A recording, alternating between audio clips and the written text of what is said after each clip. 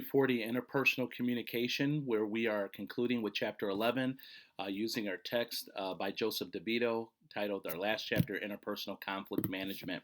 This chapter is our very last chapter that we will look at in terms of how to manage and deal with conflict in general. You have internal conflict as well as external conflict, and so it is my hope that this information will be beneficial for you. So within this chapter, we will look at interpersonal conflict. We'll look at popular myths in conflict. We'll look at the 6 principles. We'll look at how to manage it, and we'll also look at distinguishing the effective and ineffective conflict management strategies.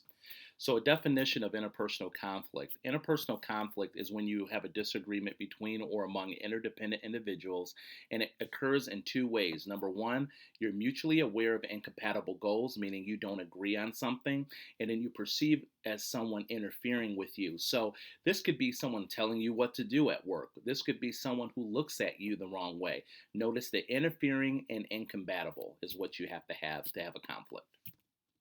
There's some myths about conflict, though. Some people say that conflict is best avoided. It represents trouble in a relationship.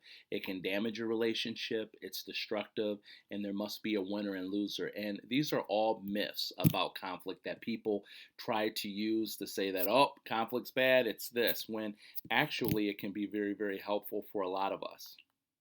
So, when you look at conflict issues, think about what issues do television characters fight about? Are the issues fought over in a situation of comedies different from those in real life? Okay.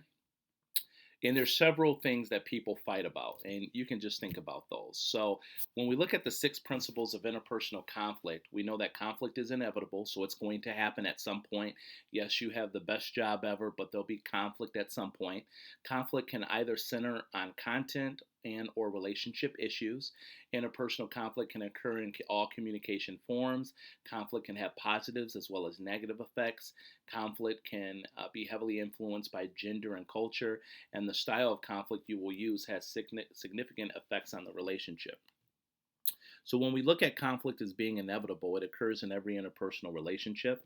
On average, interpersonal conflicts happen 7 times per week. Can you imagine that? So, essentially, one a day. Conflict can create can center around a variety of issues such as intimacy. Maybe he or she doesn't give you many hugs. They're not being romantic with you at home. They may not say they love you. Also, power. If you have a controlling girlfriend or boyfriend or spouse, a controlling boss, that sense of power can really rub you the wrong way. Personal flaws, where maybe we've gained a little bit of weight, so we can't fit in that size 4 anymore, or that 30 or 32 gene anymore, so we don't like who we are as a person, so we look at personal flaws which affect us every day. Personal distance, maybe you had to move away or move to a different locality. Long-term relationships. You also have social issues.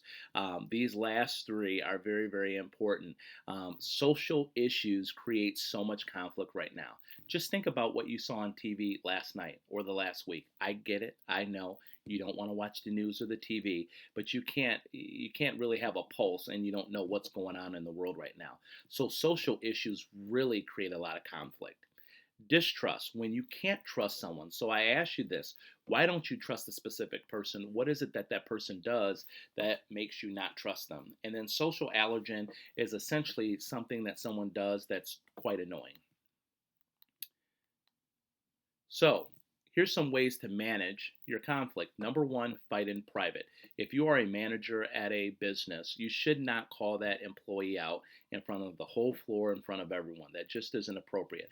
If you have something you need to say to your husband or wife, do it when the kids are asleep, not in the car. Number two, define the conflict.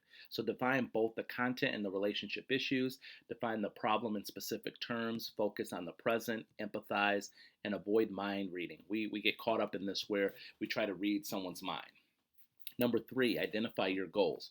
Ask yourself what you want to accomplish and view it as an opportunity to resolve the differences. Also, brainstorm ideas in terms of what you want to do with your partner, and try not to inhibit yourself or partner when offering solutions. Act on your selected choice and evaluate the choice in the end. And also, wrap it up. Just attack your negative feelings, keep the conflict in perspective. So, effective strategies to manage conflict. We all have goals. We all have to think about our emotional state. We have to look at the assessment of the situation, our personality and competence, and our family history.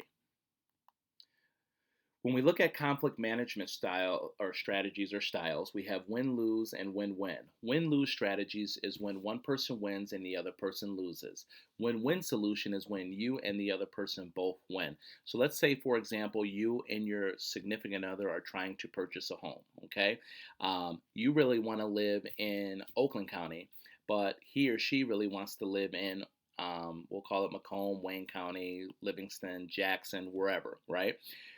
Well, if you end up getting you get what you want, now that other person loses. You got to go to Oakland County or Wayne County or Washtenaw, Livingston, wherever, and that other person didn't get that opportunity. Same thing with win-win. This is where you both win. So you both really want to get a cabin up north in Alpena, right? And so you both like the house, you both agree, you both win. Okay, there's no one losing there. So, how would you compare interpersonal conflicts and face to face encounters? And how about on social media sites where it's getting so crazy right now? So, avoidance and fighting actively. You have some people who are non negotiating people.